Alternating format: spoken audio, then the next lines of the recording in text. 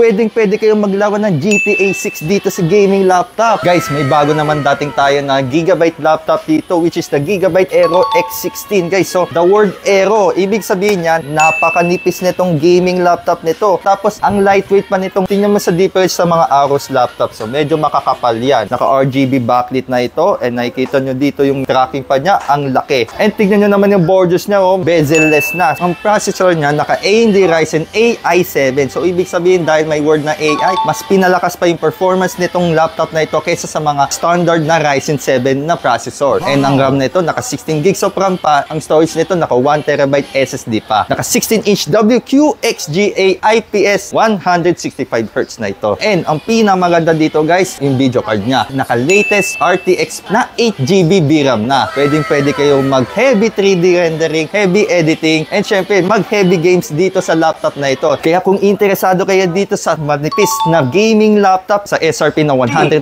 pesos, dito, ibenta natin yan ng below SRP. Kaya basta laptop factory mo na yan.